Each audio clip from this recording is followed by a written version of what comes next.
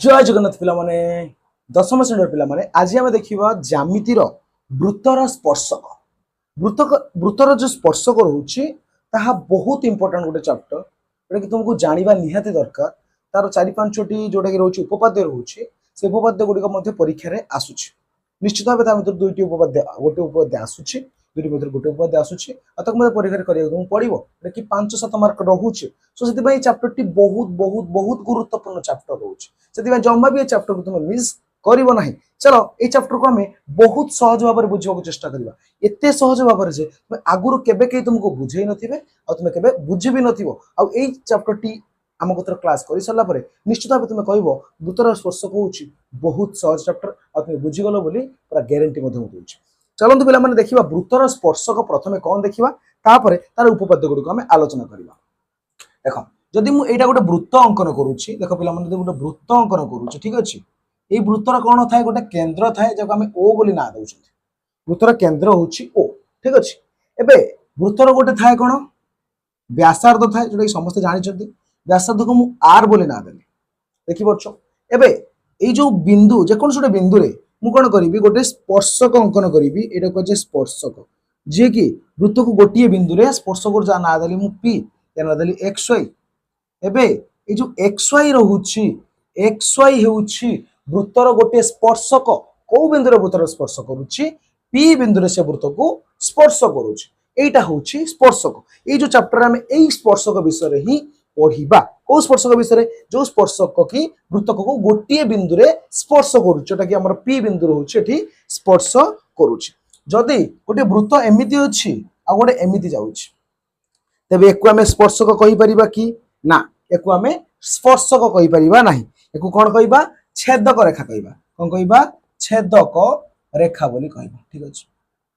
एको कोन कहिबा पिला माने स्पर्शक बोली कहिबा कोन कहिबा स्पर्शक। यदि मु आ गोटे वृत्त एमिति अंकन करूछि ठीक अछि एमिति गोटे वृत्त अंकन कली एटा एको वृत्तर स्पर्शक कहि परिबा ना काहे कि कहि परिबानी कारण से वृत्त को स्पर्श कोनोसी बिंदु रे स्पर्श करू नाही तबे एको स्पर्शक बोली कहिबा ना एको भी हमें स्पर्शक बोली कहिबानी एको कहिबा छेदक रेखा काहे कि छेदक रेखा कहले जहा कि वृत्त को दुईटी बिंदु रे छेद करूछ बहुत बढ़िया कथा। तबे एको स्पर्शक बोली काहे कि कहिबा काहे कि एको स्पर्शक बोली कहिबा काहे कि ना ये वृत्त को गोटिए बिंदु रे स्पर्श करूछि ठीक सेथि पई ताकू हमें कोन कहिबा वृत्तर स्पर्शक बोली कहिबा ठीक अछि। सो पिला माने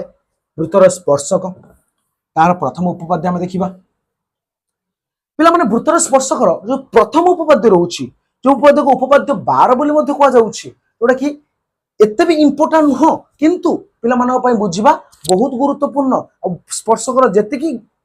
गणित क्वेश्चन सब रहउछि से क्वेश्चन सॉल्व करिया पई यह बहुत जरूरी रहउछि। चलंतु वृत्तर स्पर्शकर जो रहउछि उपपाद्य 12 ताको हम आलोचना करबा। तो वृत्तर जो उपपाद्य 12 रहउछि ताको तुम स्क्रीन पर ऑलरेडी देखि पारुछो स्पर्शकर जो उपपाद्य देछि 12 गोटिए वृत्तर एक स्पर्शक यार स्पर्श बिंदुगामी व्यासार्ध प्रति लंब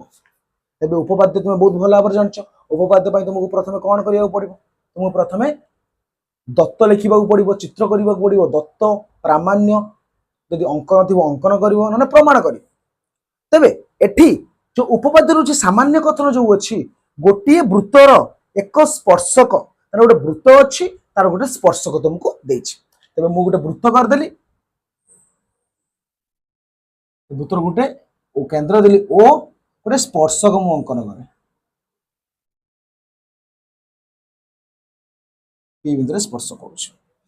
एहार स्पर्श बिंदुगामी व्यासार्ध ए जो स्पर्शक जो बिंदु व्यासार्ध जाइछि स्पर्श बिंदुगामी व्यासार्ध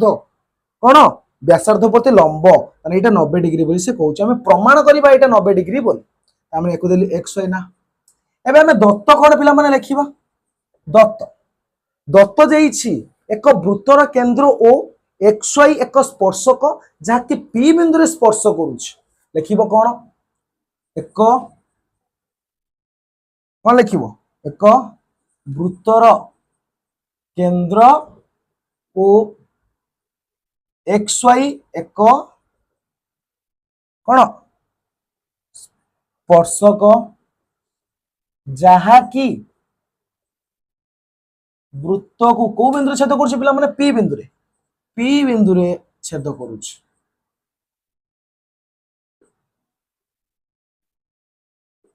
वाह बहुत बढ़िया कथा। एबे देछि प्रामाण्य कोन आमे प्रमाण करिबा आमे केवल प्रमाण करिबा एटा होछि लंब लंब माने 90 डिग्री बोली लिखि परिबा। तेबे आमे लंबर सिंबल देखि लिखिबा ओपी लंब एक्स वाई एटा लंबर सिंबल तुम माने जानिछो माने ओपी एक्स वाई प्रति कोन लंब बोली से तुम मानको कहूछि। एबे आमे पिला माने कोन करिबा अंकन करिबा अंकन अंकन कोन करिबा अंकन एक्स वाई ऊपर आ गोटे बिंदु क्यू दबा एवं ओ क्यू को जोग करिबा देखिबा एक्स वाई उपरिस्थ क्यू सॉरी पी भिन्न पी छड़ा आ गोटे बिंदु नब पी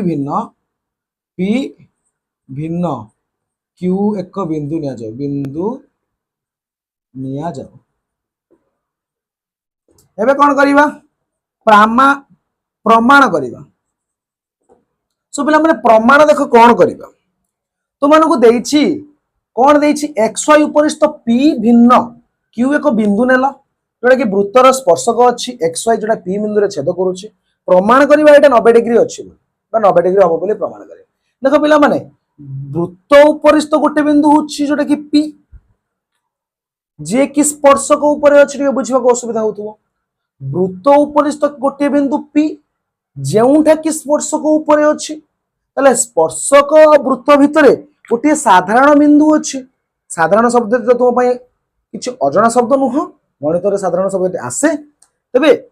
वृत्त जोटा कि हमें कॉमन नबा बोली कोंती कॉमन वृत्त